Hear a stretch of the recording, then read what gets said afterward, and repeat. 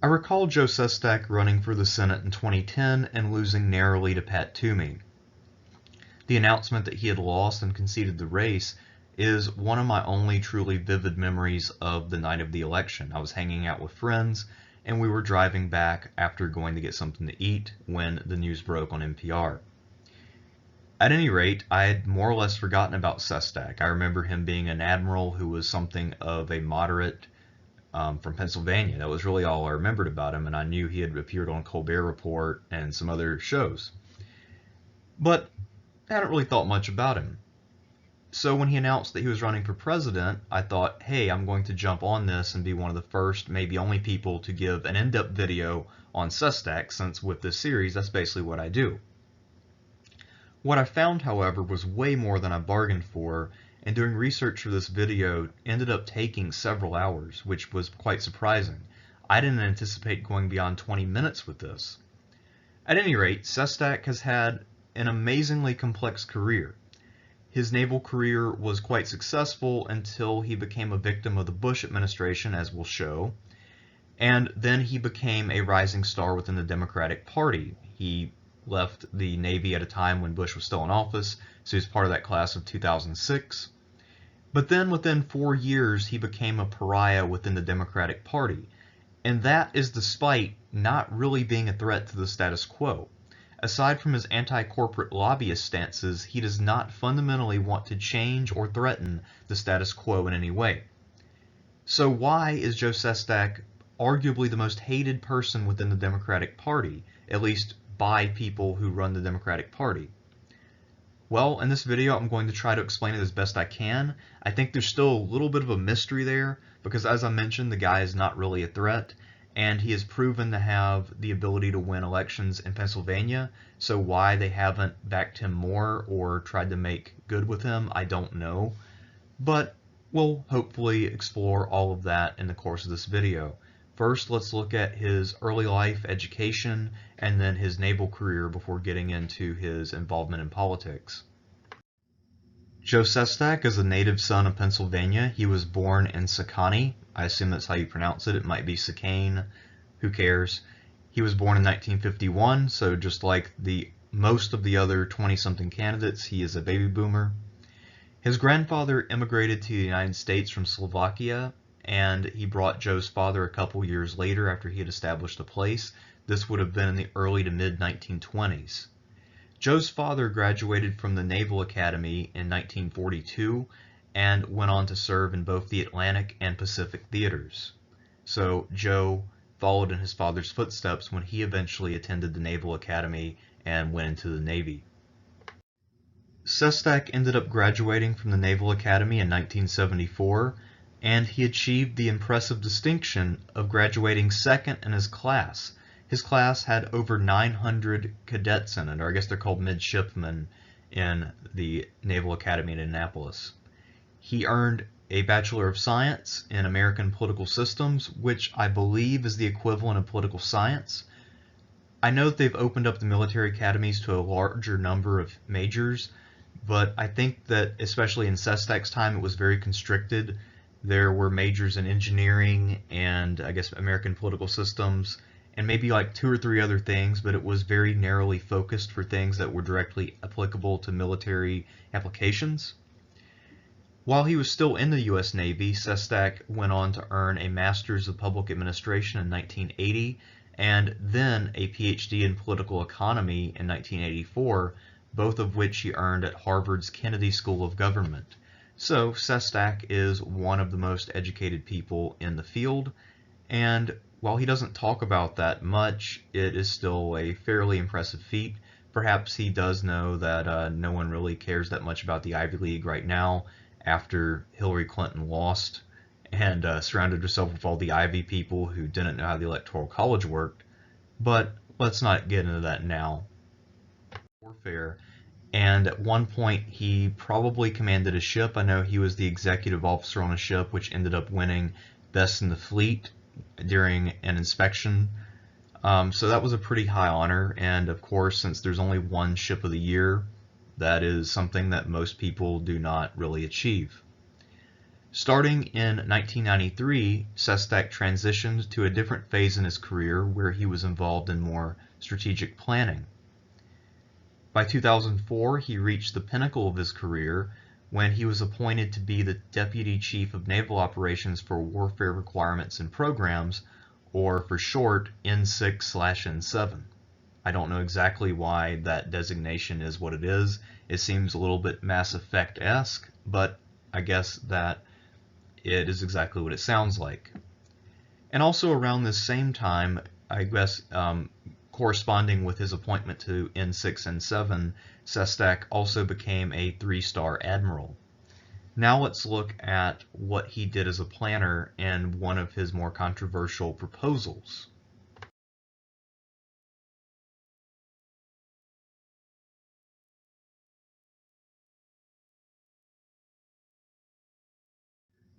While serving as N6 and 7, Sestak had a strong ally in Admiral Vern Clark, who was the Chief of Naval Operations. However, Sestak was someone who was a bit combative and would argue his point of view vociferously, and he ended up making some enemies with his plan to transform the Navy from a platform-centered to capability-centered force with fewer but more advanced warships, which would feature enhanced sensor and cyber warfare suites. I believe his plan called for reducing the Navy from around 360 ships to maybe 250, something around those lines, and apparently there were quite a few people who were deeply upset by that plan. If you'll recall back to 2012 during the debates between Obama and Romney, Romney really played up to that idea that the Navy is too small and needs more ships. So that's actually a common complaint by people both within and without the naval establishment. They want to grade the Navy's strength on the number of total vessels, whereas Sestak says that the number of total vessels is not that important, it's what these vessels can do. In 2005, Sestak also pushed for moving a second aircraft carrier battle group into the Pacific in order to act as a deterrent to China, North Korea, and to deal with other threats in the region. This apparently also ruffled some feathers, as the administrations, this being the Bush administration, their main concern was in the Middle East, and they viewed China as at best a distraction from their main goal of pursuing the war on terror. So between those two things, he managed to ruffle a lot of feathers. Well, in 2005, Vern Clark retired, and then things kind of went south. In the summer of 2005, Vern Clark opted to retire, and Michael Mullen succeeded him as the Chief of Naval Operations. Mullen is a through-and-through corporatist. Since he's retired, the man has served on about 6 corporate boards, and at one point Michael Bloomberg was considering running for president in 2016. Michael Mullen would have been his running mate, so that kind of shows you the kind of person Michael Mullen is, and he was willing to play ball with the Bush administration as well. So Rumsfeld was someone who never served in the military but always thought of himself as a military expert, and he had a different vision than what Sestak was proposing. Although ironically, Rumsfeld was all for reducing the number of ground troops and focusing more on cruise missiles, but apparently he did not want to reduce the number of ships. Anyhow, when Mullen cleaned house, Sestak was one of his main targets, and Sestak was reassigned to be the special assistant to the Vice Chief of Naval Operations. While this was technically a lateral move, it really was a demotion, since it took him from a position of actual influence to a position that doesn't really have all that much influence. So rather than being pigeonholed in a dead-end job, Sestak opted to retire, and he never took up that new post. His official reason for retiring, one that he has never backed away from, is that his 3-year-old daughter had just been diagnosed with brain cancer, but there were widespread reports that he was pushed out because he had clashed with Rumsfeld, and then Mullen, who was trying to get in good with Rumsfeld, had gotten rid of Sestak, so that was his way to cozy up to the administration. Of course, Rumsfeld would be gone within about a year and a half of this happening, so if Sestak was providing useful service, then this was a complete and total waste of a good officer. just to please an administration official who was on his way out. Unfortunately for Sestak, because he had only recently made 3-star admiral, when he retired he was only eligible to retire as a 2-star admiral, and that of course would affect his retirement pay.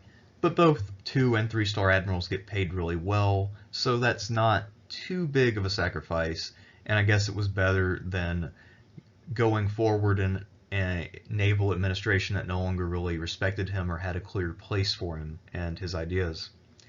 Of course, he was being quite genuine when he said that he wanted to go take care of his daughter, and as we'll see, this also had a big role to play in Sestak's decision to delay his entry into the primary this year. Following his retirement, Sestak's colleagues defended him in the press. To the best of my knowledge, Sestak has never really addressed this issue directly, despite having done many interviews, and he just let his colleagues speak on his behalf. 100 officers and men wrote a letter of public support for Sestak. Vern Clark did interviews with the Philadelphia Inquirer and the Associated Press, saying that Sestak was the best officer he had ever served with, and that he was an independent-minded officer with the guts to disagree. Clark took some of the blame for Sestak's sacking, saying that when he left he had not provided enough protection or cover for Sestak to continue doing what he was doing.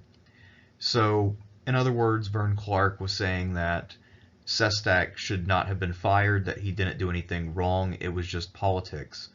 But what his sort of framing of the story does, for me at least, is it makes me question the idea that it really was Rumsfeld's doing. Perhaps it was actually an internal Navy thing and it had more to do with Michael Mullen. At any rate, it could have been a combination, or it could have been Rumsfeld's request. It could have been Michael Mullen. It's really hard to say, and Sestak's silence on the issue makes it hard to really make any progress kind of decoding what happened. But at any rate, we see that Sestak bumped heads with the authorities, and that ended his naval career a few years prematurely. The upshot of Sestak's retirement is that he was available for the 2006 midterm elections. That year, the Democrats were poised to make great gains because Bush's popularity was slipping as the Iraq War dragged on and approval for the war continued to decline. At this time, the DCCC, the Democratic Congressional Campaign Committee, which is the part of the party which handles elections for the House of Representatives, was headed by Rahm Emanuel. You might know him better as Obama's chief of staff, and the guy who then went on to be the mayor of Chicago until this past May. At any rate, Rahm Emanuel was running the DCCC, and he got into a public debate with Howard Dean. Howard Dean wanted to pursue the 50-state strategy, which is to compete everywhere, even in red districts and in states where the Democrats don't have much presence. But Rahm Emanuel decided that instead they were only going to use resources in electable districts with electable candidates. And in the book The Thumpin', the author in question actually did interviews with Rahm Emanuel, and one of Rahm Emanuel's categories for what makes someone electable is that they have to be fairly middle of the road, that unless they're running in a deep blue district they can't really be a liberal, and they need to keep their message simple. So Sestak wasn't really running as some sort of rabid liberal or anything like that, but he was running in a district that was 2-to-1 Republican. So when Sestak, this retired admiral, approached Emanuel, you would think Emanuel would jump at the chance. Democrats typically, when they can get any kind of veteran to agree with them, especially someone who agrees with them on the issue of the Iraq War, they usually bend over backwards to get that person to join the party and run for something. But in this case, Rahm Emanuel told Sestak that the district was unwinnable, and that while he wished him the best, he wasn't going to spend any resources on it because it was, again, unwinnable. Sestak, despite the warning from Emanuel, decided to pursue this House race anyway. His inspiration for doing so was his daughter's recent battle with brain cancer, where he had met other parents who didn't have the kind of insurance that he had. He had TRICARE, which is provided by the military and doesn't leave you with debt or anything like that. It was very good insurance. I think the military did away with it about 10 years ago, give or take. At any rate, Sestak was inspired to run on that issue, and he talked very passionately about it. Since he couldn't get support from the DCCC, Sestak turned to his brother and two sisters to run his campaign. I believe his brother was the campaign manager, and then his sisters managed like finance and outreach or whatever it was. And because of Sestak's popularity and his ability to utilize social media that we'll talk about, he managed to outraise his 10-term incumbent opponent Kurt Weldon by getting out-of-state money from people like Jimmy Buffett, the novelist John Grisham, the Clintons, and also some of his fellow naval officers. He raised $1.5 million to Weldon's $1.1 million. And in the context of that era, the pre-Citizens United era, this is a lot of money for both candidates to be raising for a House seat. Normally, House elections only required around $700,000 to $800,000 at that time. So this was actually a high-dollar race, even if those numbers seem small to anyone familiar with the kind of numbers that candidates put up now. At any rate, Sestak was able to steadily close the gap, and he was able to win by 13 points in the end, possibly due to a publicized FBI raid on one of Weldon's kids in October, which was relating to a corruption probe on Weldon himself. Weldon was essentially accused of stealing a bunch of money, and while he was never convicted, it is pretty clear that he was doing some shady stuff. But had this not gone down in October, the race would have been very close, and it's possible that Sestak would have just narrowly missed getting into Congress. But in the event, he did win, and now he was the representative of Pennsylvania's 7th District. It seems that there are many candidates who try to claim that they were the first person to really utilize social media in a politically effective way. Of all the people who make that claim, Joe Sestak has one of the better claims. He, both while running for office and in office, continued to blaze the trail when it came to how to appear in the media and how to utilize new media. The Colbert Report was a very popular show during this time. It had just come out, and a lot of the slow-witted idiots in Washington did not understand the joke. And they also knew that many of the congressmen who would appear on the show would be dumb and slow on their feet and would come off looking like fools. So Emanuel and Pelosi warned Democrats not to go on the show. I think the Republicans also issued a similar warning to their members. But Sestak chose to do it anyway because he's an independent-minded guy, and he ended up receiving the Colbert bump. After he did it, other people followed suit and were able to raise money and awareness about their campaigns.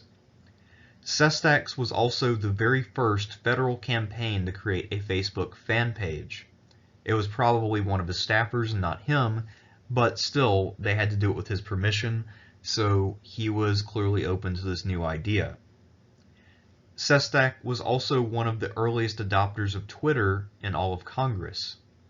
So, he was sort of, in a way, the AOC of 2006. Although, of course, there are many differences, at least in this regard, they actually are somewhat comparable. Also, the fact that, well, actually, at this time, the establishment kind of liked him, so I guess that would be quite different than AOC. Sestak ended up serving 2 terms, and that put him in office between January 2007 to January 2011. He did not run for a 3rd term.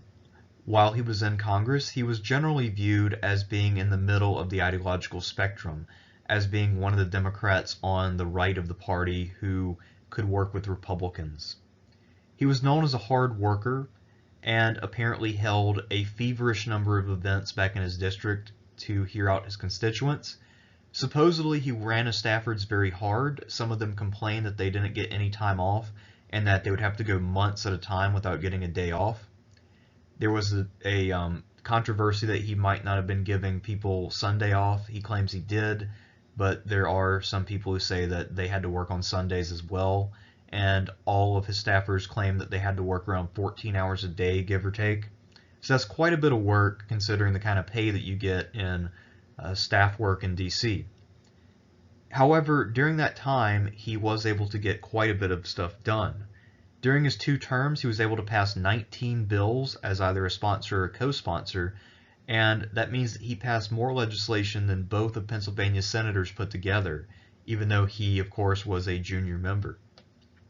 He had a few notable successes legislatively, one of which was the Elder Abuse Victims Act, which was the first bill of its kind in almost 20 years.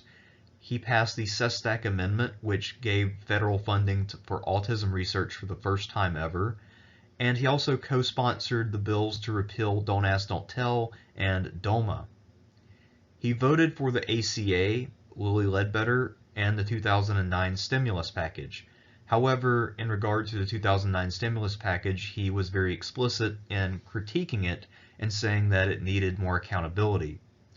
I think that's quite an understatement, and I really wish that he had had a little more clout with the Obama administration to push for that accountability, but he didn't. He also advocated for the end of the bank bailouts, and he pushed the first bill to try to curb the new Citizens United ruling and the effects that it would have on elections. Of course, that bill clearly failed, but I do appreciate that he made an effort. When he was campaigning against Curt Weldon back in 2006, Joe Sestak had to work extremely hard to close the lead and win the race. But in 2008, he remained very popular in his district, and he was able to limit his re-election efforts to putting out yard signs, yet he was still able to defeat his Republican challenger by 20 points. He endorsed Hillary Clinton during the primary, and because he had no real threat at home, he was able to focus on her campaign, serving as her campaign's national security advisor. Presumably, one would suspect that Sestak's work under Clinton and subsequent endorsement of Obama when the time came put him in good stead with the establishment and with the administration. We've also previously noted that the Clintons gave him money back in 2006, so you would think that this is someone who is quite well connected. Around this time, Sestak first began to conceive of the notion that he might run against Republican Senator Arlen Specter in 2010. This is at a time in 2008 when, after the combination of 2006 and then 2008, Democrats were really thinking that the Republican Party was dead. Now, not that it would completely collapse, but that it was going to be in the minority for a generation. I forget the guy's name, but there was someone who wrote a book with that very premise, saying that the Republican Party was going to be in the political wilderness for the next 30 years. And Sestak was thinking that Specter was pretty wobbly. He was another guy who has been in Congress forever, and he had been a Democrat, then he became a Republican. Anyway, Specter was looking weak, and he probably resembled Curt Weldon in a sense. He was someone who had become complacent. So Joe Sestak saw an easy target and an easy chance to get into the higher chamber of Congress. But then some other stuff happened. Early on in the Obama administration, he came in with 59 Senate seats and control of the House. And Republicans used that one seat in the Senate, that 41st seat, to prevent Obama from having a supermajority and being able to pass anything through the Senate outright. So they could use the filibuster at any time, and they threatened to do that on pretty much everything that Obama proposed. So Arlen Specter, the senator from Pennsylvania, who was beginning to look wobbly, this is a guy in his 80s, he's been around literally forever. I remember seeing him on TV and I thought that he looked like a corpse. Also, he was a recent cancer survivor, so I don't think his health was the best at this time. Anyway, he didn't want to have to face a hard primary challenge in 2010. At this time, the Republican Party was veering hard right as a reaction against Obama, and there was a new challenger emerging in Pat Toomey, and all the indications were that Pat Toomey was going to cut down Arlen Specter in the primary and take his place. So, to avoid that happening, Specter decided to switch parties. As I mentioned earlier, he was once a Democrat before he was a Republican, and then he returned to being a Democrat. And in exchange for him giving the Democrats a supermajority of 60 senators, Specter was able to extract a promise from President Obama, Governor Ed Rendell of Pennsylvania, and Senate Majority Leader Harry Reid that they would endorse him and shut down any potential primary challengers. So all of these guys committed to giving him money and support. knowing that his seat was critical for them passing any of the things they wanted to do. Now, as you'll remember, this would have made more sense had Obama really gotten a lot done during this time, but as it is, he really didn't get all that much passed when we consider that the guy had a supermajority in both houses. However, Obama did uphold his end of this bargain to the letter. The problem with Specter is that he was center-right. Obviously, he had just been a Republican, and the move outraged many progressives in Pennsylvania who urged Sestak to run anyway, because if they were going to have a Democratic senator, they wanted someone who was actually a Democrat. It appears that Sestak felt the same way, and he proceeded to challenge Specter for the nomination. And here we reach a point in the story where we see that, one, the kind of establishment trickery and fuckery that we saw in 2016 goes back further, and two, that Obama did have more serious scandals than wearing a tan suit one time. So, the establishment support for Specter was so strong that at one point on September 19, 2009, Harry Reid shut down the Senate so that he and other key Democratic senators could go hold a big fundraiser for Specter in Pennsylvania. At this time, the DSCS, which is the Senate equivalent of the DCCC, poured in the maximum amount of money they could to Specter's primary campaign. In February of 2010, with Sestak still in the race and making gains on Specter, Bill Clinton actually approached Sestak on Obama's behalf to offer him a federal job in exchange for ceasing his challenge to Specter. I assume by federal job he means a cabinet post, but Sestak declined and continued his campaign. Now, turning down an offer by a former president and a current president seems to have been possibly what triggered the Democratic establishment's rage. When this deal came to light, Darrell Issa, who was a Republican firebrand from this time, who literally tried to make a scandal out of everything possible, tried to make this into a legal hearing, but then he figured out that this is actually a common practice by most presidents and it is legal.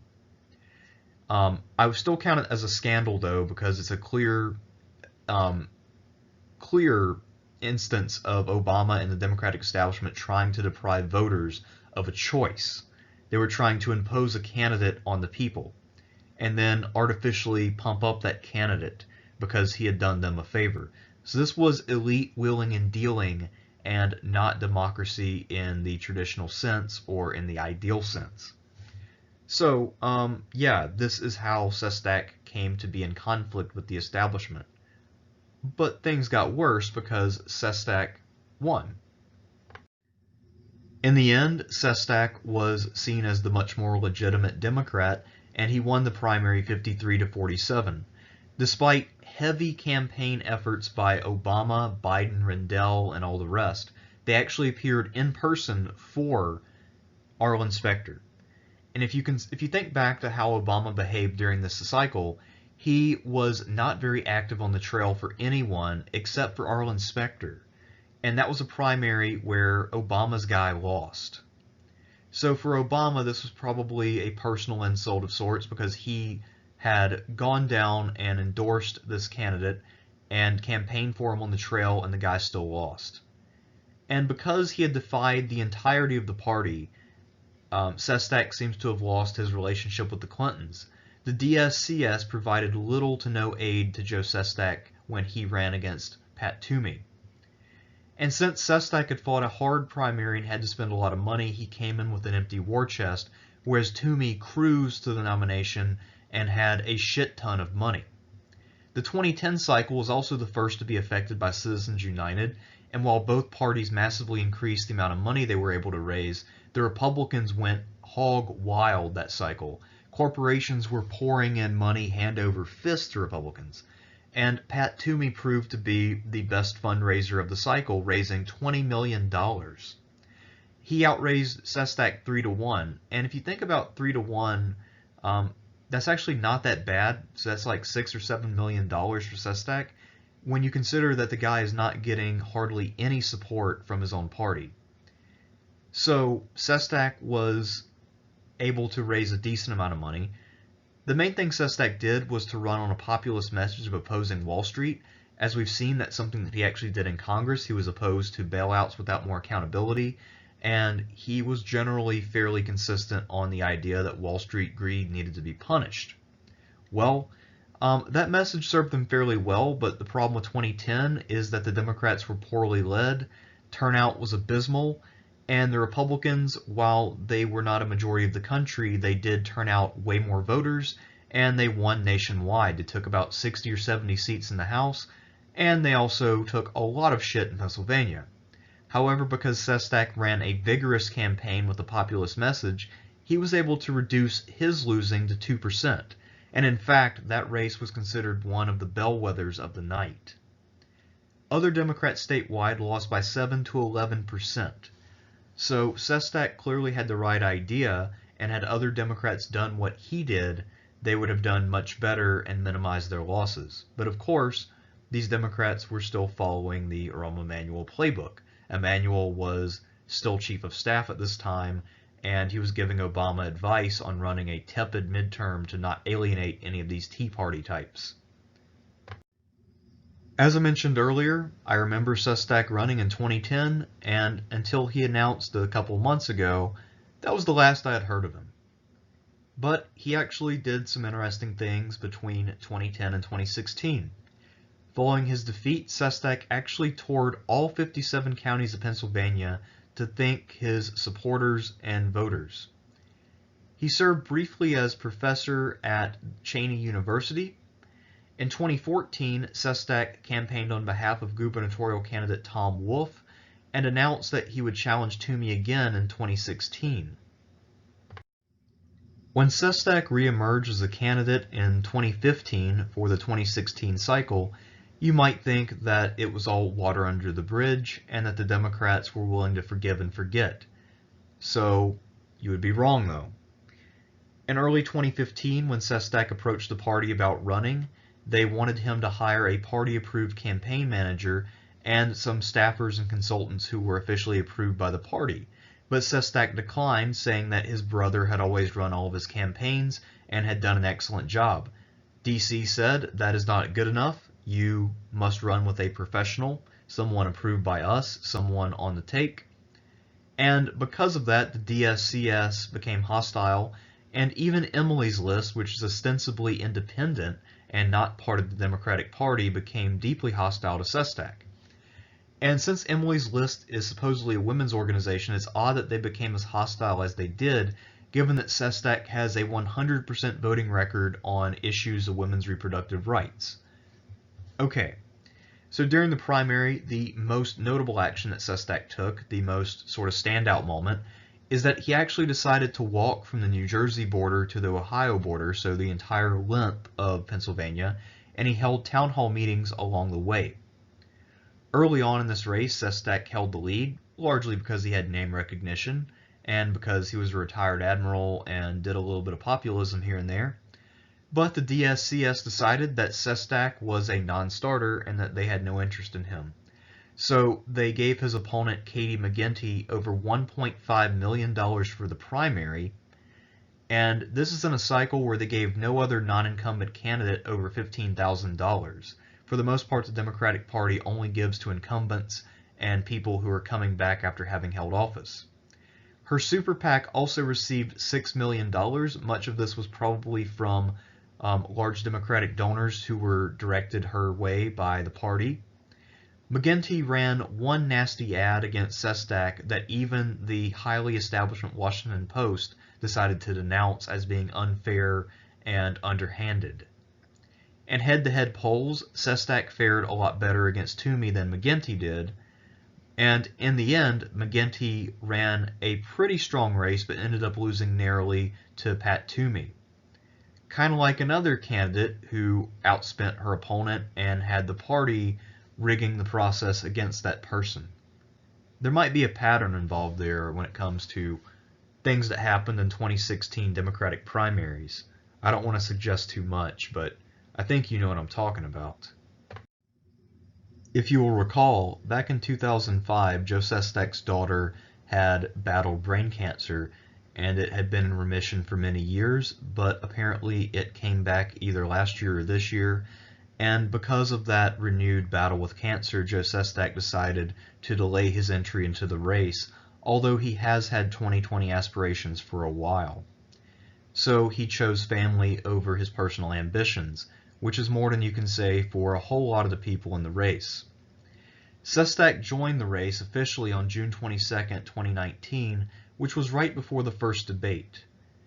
His late entry into the field, low name recognition, the lack of distinctive issues, the sheer size of the field, and the lack of interest that the establishment press and party has in him means that his chances of getting anywhere are about the same as mine. And he's not going to win, obviously. So what is he trying to accomplish here? I think he is angling for a vice presidential run or some kind of cabinet post. I'm not exactly sure. I could see him trying to angle his way into being the defense secretary. On paper, as VP, he is viable, as I'll show. He has, on paper, all the credentials one would want out of a VP, but in practice, Sestak's relationship with the establishment is a big impediment. A lot of times, progressives will look for a more moderate running mate, which is what Sestak would be, but if he doesn't cozy them up with the establishment, it wouldn't really make sense to choose him. So with Warren, she always tries to stay on good terms with the establishment, and I can't really imagine her picking Sestak. A lot of the establishment candidates won't pick him because he isn't part of their club. The only person I could really imagine picking him, or a couple people, but the one who sticks out is actually Bernie Sanders. I could imagine maybe if Marianne Williamson somehow pulled off a miracle using her tarot cards and she won the nomination, maybe she would pick him as VP. But for the most part, I think that it is not likely, despite him on paper, as we'll see, actually being a really strong running mate choice. So let's look into what Sestak stands for and the platform that he is bringing to the table. So let's talk about the appeal of Admiral Joe. He is a native son of Pennsylvania. He's a good campaigner. He's a veteran with tons of foreign policy credibility and knowledge. He has a moderate ideology but with a populist flavor. So if you need to balance out your ticket by having a moderate on it, or by having a Pennsylvanian, or by having a veteran, somebody with foreign policy experience, if you need someone who has a little bit of a populist kick to their rhetoric, where if you're more technocratic, he could provide all those things. So he has a lot going for him potentially, and he can make up for a lot of shortcomings on the part of a front top of the ticket candidate. He has some charm, focusiness, and intelligence. I think that he doesn't lead the field in any of those categories, but he's also not last in any of them.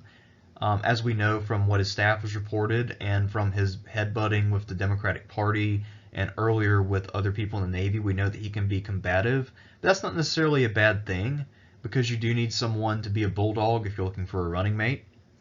His slogan of accountability to America, this is completely non-controversial. I think that everyone's anti-corruption, so that's something that would appeal broadly if he gets advertised as a VP. People will think, hey, this guy will stand up against corruption and hold our president accountable.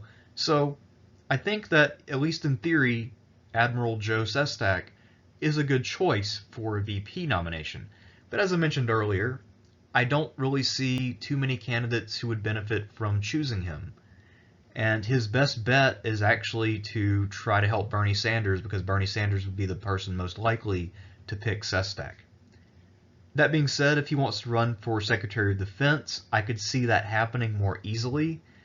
But again, there's going to be a lot of pressure on whoever is nominated not to reward Joe Sestak, since he is considered a persona non grata by the Democratic establishment.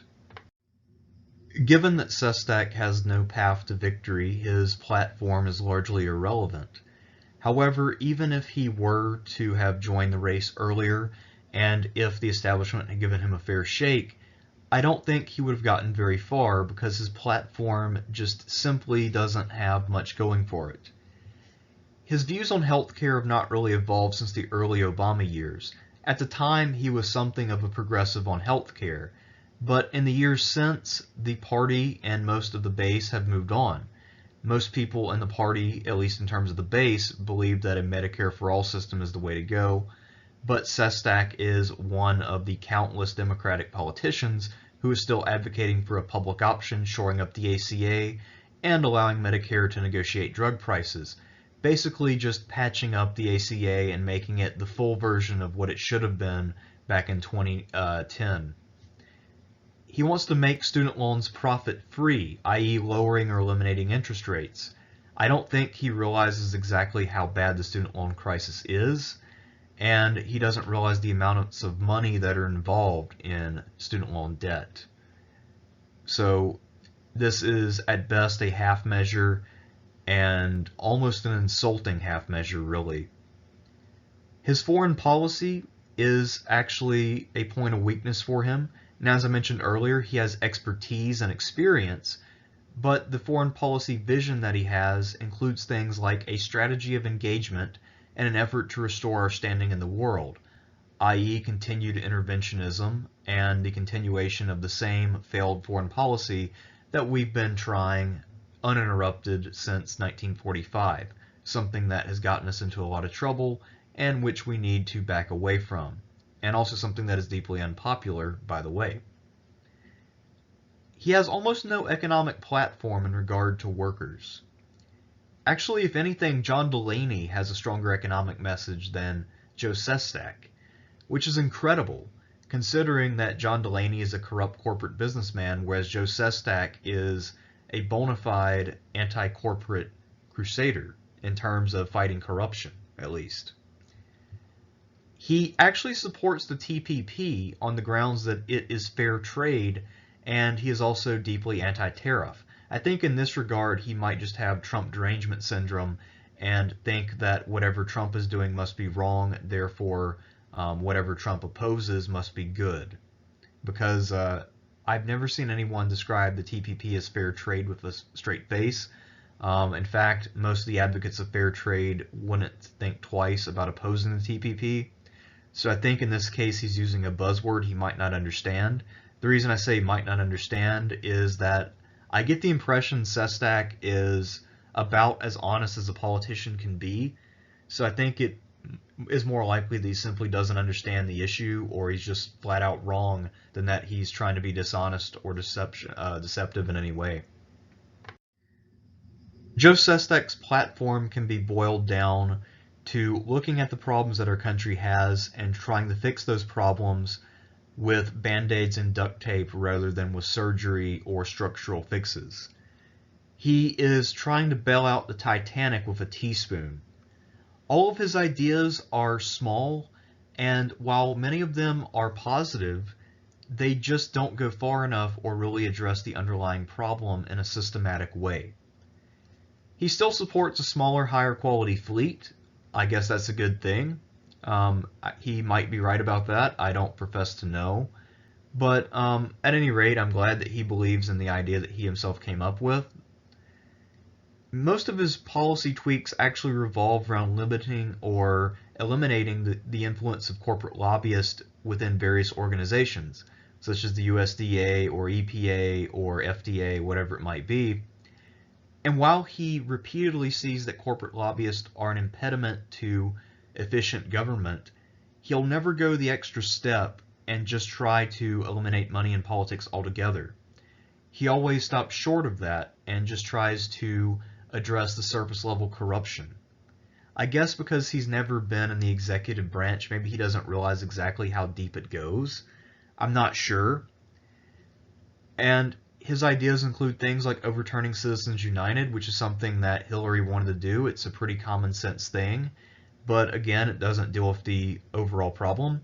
And he wants to restore net neutrality, which again is a good thing, but it doesn't really address a lot of the threat to internet freedom. You can go further than just reinstating net neutrality. You can actually try to fix it into law in some way.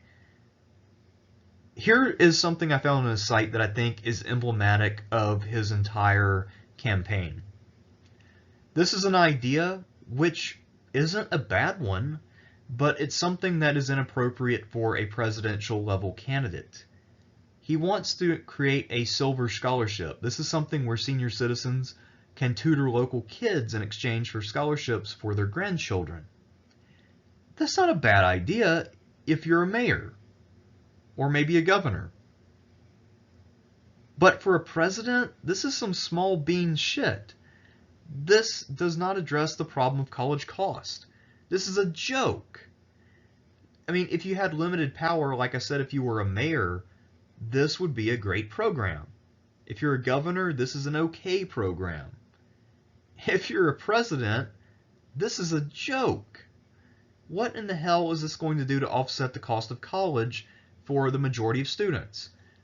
The fact is that because a lot of people have children late in life, and because of random deaths along the way, not to mention that some people's grandparents aren't educated enough to be tutors, this is not really a solution. This is something that would only apply to a certain number of kids. This is, like I said, this is a Band-Aid. This is bailing out the Titanic with a teaspoon. It's a joke. So, again, to summarize my thoughts on Joe Sestak, if he were a little bit better connected in the party, he could serve as a kind of Joe Biden figure, speaking what Joe Biden was in 2008, not now, in terms of shoring up a ticket for a younger, less experienced candidate. But because the establishment hates him, I can't see him being picked up on the ticket. Due to his weak platform, late entry, and the crowded nature of the field, I can't see him ever getting anywhere. He already failed to qualify for the second and third debates. He's not going to make it to the fourth. Again, his career is most likely not going to be resuscitated by this, but I wouldn't be super surprised if he managed to make it into the cabinet of a Democratic president in the future, whether that be in 2020 or maybe 2024. However, if I had to put money on it, I would say that Sestak's career is actually over, and that this is an attempt to revive it, which will not work. If he does make a comeback, it will most likely be at a state level in Pennsylvania.